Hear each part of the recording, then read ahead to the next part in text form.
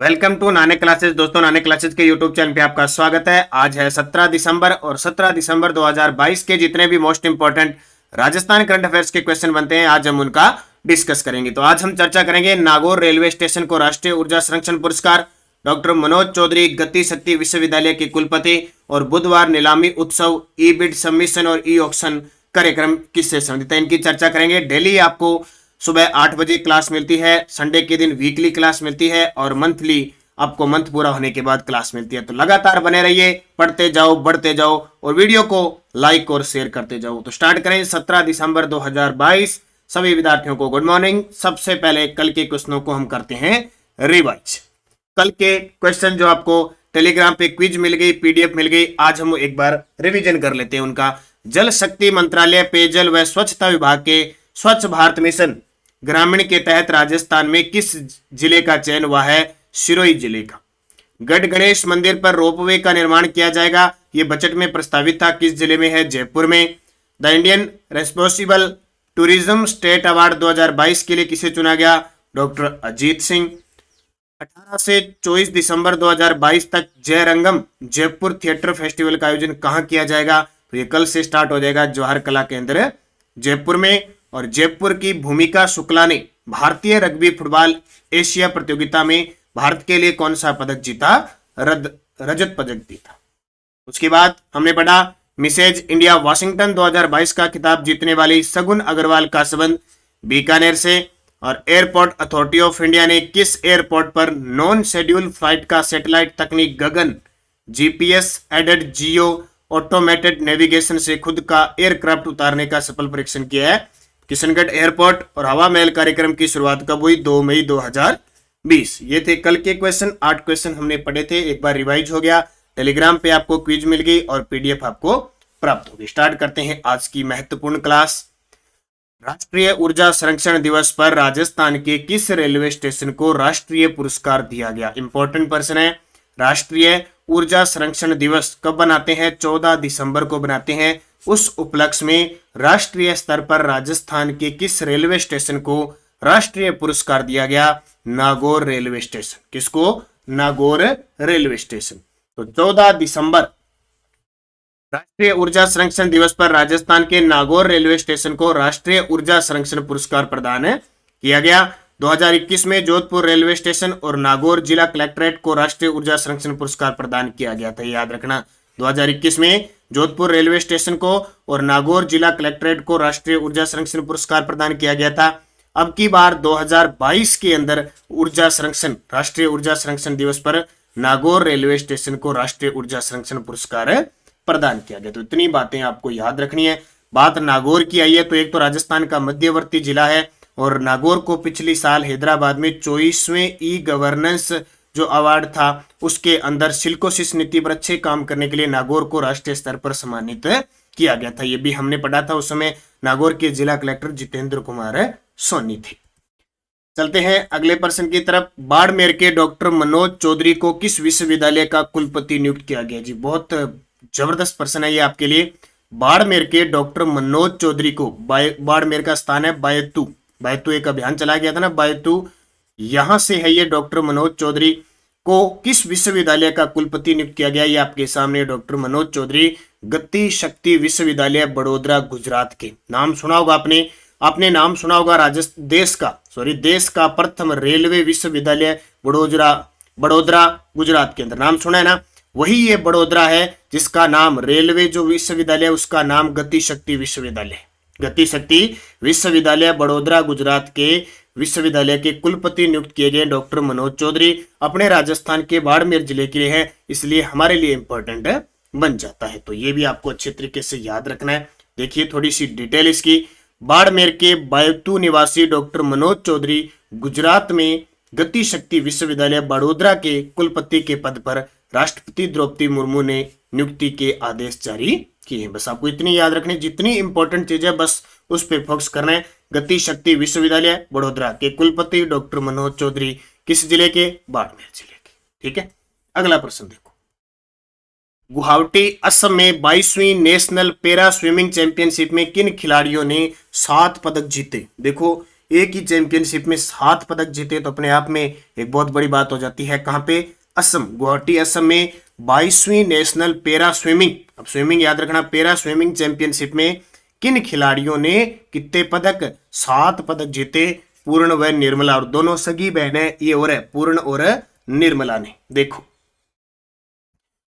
तिमरी गुजरात निवासी निर्मला ने, तिमरी गुजरात निवासी निर्मला ने गुवाहाटी असम में आयोजित 22वीं नेशनल पैरा स्विमिंग चैंपियनशिप में 7 पदक जीते। किसने? एक तो पूर्ण और निर्मला, दोनों ने कहां की है? तो ये जोधपुर की है। स्थान है तिमरी, जोधपुर निवासी पूर्ण व निर्मला ने, या पूर्ण लिख लेना, पूर्ण व निर्मला ने गुवाहाटी असम में आयोजित 22वीं नेशनल पैरा स्विमिंग चैंपियनशिप में 7 पदक। बस इतना ही चर्चा में रहेगा, पूर्ण व निर्मला, गुवाहाटी असम में 22वीं नेशनल स्विमिंग, बस इतना याद रखना। किस खेल से है? ज्यादा आपको बता दिया, पैरा स्विमिंग की खिलाड़ी, बस ज्यादा आपको खेल खिलाड़ी पे सिर्फ इस पे चर्चा करना। आज 8 बजे आपको राजस्थान के प्रमुख चर्चित खेल खिलाड़ी पर वीडियो मिलेगा, खास करके द्वितीय श्रेणी भर्ती पास में है, परीक्षा पास में है तो उसके लिए स्पेशल है, बाकी सब एग्जाम की दृष्टि से इंपॉर्टेंट होगा। बुधवार नीलामी उत्सव, ई बिड सबमिशन और ई ऑक्शन कार्यक्रम का संबंध किस विभाग से? इस क्वेश्चन को स्टार लगा लेना क्योंकि चर्चा में है। बुधवार नीलामी उत्सव, ई बिड सबमिशन और ई ऑक्शन कार्यक्रम, क्यों? क्योंकि हाल ही में राज्य आवासन मंडल को, आपको पता होगा 2021 और 2022 लगातार 2 बार ये अवार्ड दिया जा चुका है, सिल्वर गोल्डन अवार्ड, ठीक है, जो स्कॉच अवार्ड होता है वो 2 बार मिल चुका है, इसलिए चर्चा में आ गया राज्य आवासन मंडल। तो देखो, राज्य आवासन मंडल ने बुधवार नीलामी उत्सव, ई बिड सबमिशन, ई ऑक्शन जैसे नवाचारों के जरिए 16,000 से अधिक अधिशेष संपत्तियों के निस्तारण, कोचिंग हब, विधायक आवास, मुख्यमंत्री जन आवास, AIS व SS रेजिडेंसी, जयपुर चौपाटी जैसी परियोजनाओं और प्रशासनिक सुधार के लिए किए गए सफल प्रयासों के चलते राजस्थान आवासन मंडल को हाल ही में स्कॉच गोल्ड अवार्ड मिला है। स्कॉच गोल्ड अवार्ड मिला है, 2021 में भी मिला था और लगातार दूसरी बार मिला है। इसलिए जब भी कोई विभाग चर्चा में है, किसी को अवार्ड मिल गया तो जाहिर सी बात है वहां से कोई ना कोई क्वेश्चन मिलेगा। अब सीधा ही पेपर में आ सकता है बुधवार नीलामी उत्सव का संबंध किस विभाग से है? तो राज्य आवासन मंडल, जिसके चेयरमैन है पवन अरोड़ा। अब देखो, बुधवार नीलामी उत्सव क्या है? तो वर्ष 2020 में बुधवार नीलामी उत्सव के तहत मात्र 12 दिन में 185 करोड़ रुपए मूल्य की 1213 संपत्तियों की बिक्री।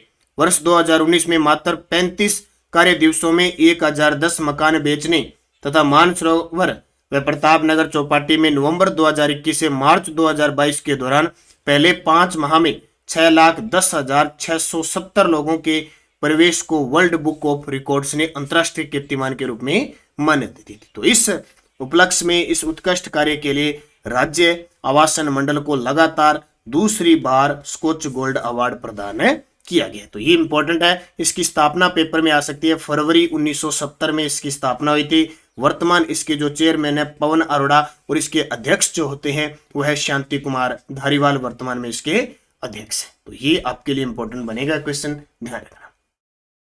अगला प्रश्न देखो, स्वास्थ्य विभाग राजस्थान ने एक तपेदिक टीबी को खत्म करने के लक्ष्य को प्राप्त करने के उद्देश्य से एक टीबी मुक्त राजस्थान अभियान प्रारंभ किया। और ये प्रश्न वन रक्षक में आया है, मैं आपको दोबारा करवा रहा हूं। स्वास्थ्य विभाग राजस्थान ने 2025 तक तपेदिक यानी टीबी को खत्म करने के लक्ष्य को प्राप्त, आपको पता है तपेदिक टीबी क्षय रोग एक संक्रामक रोग है, लक्ष्य को प्राप्त करने के उद्देश्य से एक टीबी मुक्त राजस्थान अभियान प्रारंभ किया। तो भारत और राजस्थान पूरे, यानी भारत को 2025 में टीबी मुक्त करना है, इसलिए राजस्थान में अभियान भी चल रहा है। तो देखो, टीबी मुक्त राजस्थान अभियान के अंतर्गत 6 मुक्त पंचायत प्रत्येक ब्लॉक में, हमने पढ़ा था ना 15 अगस्त 2022 से अभियान चला, ग्राम पंचायत स्तर पे टीबी मुक्त अभियान चला। ग्राम पंचायत चयनित करके टीबी मुक्त ग्राम पंचायत के लिए विभिन्न गतिविधियों का आयोजन किया गया। राष्ट्रीय क्षय उन्मूलन कार्यक्रम के अंतर्गत 2025 तक जिले में क्षय उन्मूलन का लक्ष्य अर्जित करने की दिशा में 15 अगस्त से 24 अप्रैल तक टीबी मुक्त राजस्थान अभियान चलाया गया। ठीक है, 15 अगस्त से चलाया गया, चल रहा है, 15 अगस्त से स्टार्ट हुआ है, 24 अप्रैल तक चलेगा। तो 2025 तक टीबी मुक्त करना है और इसके लिए पता है आपको राजस्थान में निक्षय संबल योजना चल रही है, बहुत ही शानदार योजना, जिसके तहत जब तक उपचार चलेगा 500 रुपए प्रति माह सरकार उन्हें आर्थिक सहायता देगी। बार बार प्रश्न निक्षय संबल योजना का संबंध किसे है? टीबी मुक्त से। ठीक है, टीबी रोगियों के लिए है, उनके लिए आर्थिक सहायता देना है। तो ये बार बार पेपर में आ रहा है और इस प्रकार का क्वेश्चन भी आपके लिए आ गया। अब देखिए कुछ दो इंपॉर्टेंट क्वेश्चन परीक्षा के आने वाले एग्जामों की दृष्टि से बहुत ही शानदार प्रश्न। जब जब कोई इंपॉर्टेंट क्वेश्चन नहीं बनेगा करंट का, आपको इस प्रकार के प्रश्न दिए जाएंगे। नीरांचल योजना के तहत राजस्थान के किन जिलों का चयन किया गया है? नीरांचल, नीरांचल, नीर का होता है पानी होता है। योजना के तहत राजस्थान के किन जिलों का चयन किया गया है? उदयपुर और जयपुर। किसका? उदयपुर और जयपुर का। देखो ऑप्शन में जोधपुर कहाँ गया? जोधपुर नहीं डाला शायद, यहाँ जोधपुर है। उदयपुर और जोधपुर है, सॉरी, उदयपुर और जोधपुर है, जयपुर नहीं है। उदयपुर जोधपुर, उदयपुर जोधपुर। तो नीरांचल परियोजना ग्रामीण विकास मंत्रालय भारत सरकार की योजना जो विश्व बैंक द्वारा वित्त पोषित है। योजना वर्ष 2015-16 में देश के 9 राज्यों के 18 जिलों के लिए स्वीकृत की गई। इस योजना के तहत राजस्थान के उदयपुर और जोधपुर जिलों का चयन किया गया है। इसकी जो कार्य अवधि है वो 2016-17 से स्टार्ट होके और 2021-22 तक की कार्य अवधि थी। नीरांचल परियोजना पेपर में पूछी जा सकती है। ग्रामीण विकास मंत्रालय भारत सरकार और विश्व बैंक द्वारा वित्त पोषित है। 2015-16 में ये स्वीकृत हुई थी और इसकी कार्य अवधि 16-17 से 21-22 तक 9 राज्यों के 18 जिलों के लिए स्वीकृत की गई। और इसमें राजस्थान के 2 जिले हैं, उदयपुर जोधपुर शामिल किया गया। यहाँ पे सॉरी, यहाँ पे जयपुर की जगह जोधपुर कर लेना, ठीक है, ये मिस्टेक हुई है। तो ये अभियान, ये 2 पूछे जा सकते हैं। ये कभी पुराने नहीं होते प्रश्न, क्योंकि इसकी कार्य अवधि देखो अब समाप्त हो रही है, तो ये पेपर में पूछा जा सकता है।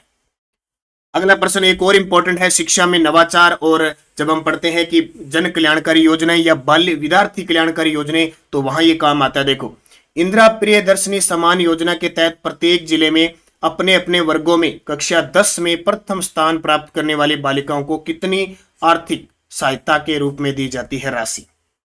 तो कितनी दी जाती है? किसका पूछ रहा है? 10वीं क्लास का, क्योंकि 8वीं 10वीं और 12वीं तीनों को दिया जाता है इंदिरा प्रियदर्शनी सम्मान योजना। तो 10वीं क्लास में 75,000 रुपए। कितने? 75,000 रुपए। अब डिटेल देखो, ये प्रश्न एग्जाम में आएंगे, रीट में खास करके, रीट वाले, बाकी सब एग्जाम के लिए तो है ही है। रीट का मैं बार बार क्यों नाम लेता हूं कि विद्यार्थी के सर आप रीट का ना, रीट में स्पेशल लिखा हुआ है फ्लैगशिप योजनाएं, जन कल्याणकारी योजनाएं, विद्यार्थी कल्याणकारी योजनाएं, तब प्रश्न आ जाता है। बाकी तो सब में आएगा, आरओ है, एलडीसी है, सीएटी है, सेकंड ग्रेड कहीं भी आ सकता है। तो इंदिरा प्रियदर्शनी सम्मान योजना 2019 में पद्माक्षी योजना के स्थान पर इंदिरा प्रियदर्शनी सम्मान योजना शुरू की। प्रत्येक जिले में अपने अपने वर्गों में कक्षा 8, 10 और 12 में प्रथम स्थान प्राप्त करने वाली बालिकाओं को क्रमशः 40,000, 75,000 और 1 लाख की आर्थिक सहायता दी जाती है। यानी 8वीं में 40,000, 10वीं में 75,000 और 12वीं में 1 लाख की आर्थिक सहायता दी जाती है। पुरस्कार प्राप्त करने हेतु न्यूनतम 60% अंक अनिवार्य है। बसंत पंचमी यानी माघ शुक्ल पंचमी को यह पुरस्कार दिया जाता है। ये बहुत बार पेपर में आता है कि इंदिरा प्रियदर्शनी सम्मान योजना कब दी जाती है? तो बसंत पंचमी के दिन दी जाती है।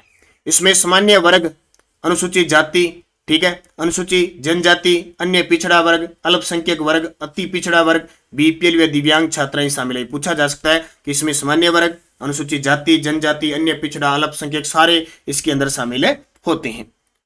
तो ये पूरी आपको याद रखनी है, इंदिरा प्रियदर्शनी सम्मान योजना। मैं लगातार आपको एक योजना, इस प्रकार की योजनाएं करवाऊंगा ताकि आपके लिए इंपॉर्टेंट हो। तो 8वीं 10वीं और 12वीं के लिए क्रमशः 40,000, 75,000 और 1 लाख की रुपए की सहायता दी जाती है। पीडीएफ आपको टेलीग्राम पे मिल रही है, ज्वाइन कीजिए। सारे विद्यार्थी Nanak classes Rajasthan current affairs नाम से वीडियो के डिस्क्रिप्शन में लिखा है। 90,000 प्लस विद्यार्थी हमारे साथ जुड़े हुए हैं। 90,000 प्लस विद्यार्थियों का परिवार हमारे साथ हो चुका है। आप सभी को हार्दिक शुभकामनाएं और निरंतर अध्ययन करें। आपको जो भी यहाँ पे पीडीएफ, कोई भी क्विज, कोई भी सूचना मिलती है, आप जरूर अध्ययन करते रहिए।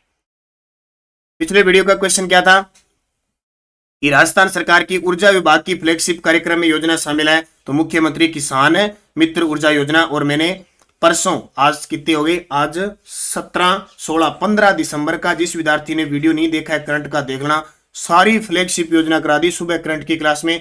किस विभाग के पास कौन सी योजना है, कौन सी शामिल है, क्योंकि पेपर में आएगा निम्न में से कौन सी योजना फ्लैगशिप में शामिल नहीं है, या आएगा जैसे मुख्यमंत्री किसान मित्र ऊर्जा योजना किस विभाग के पास है। तो वो वीडियो जिसने नहीं देखा अभी दोबारा देख लेना, बहुत ही शानदार वीडियो है।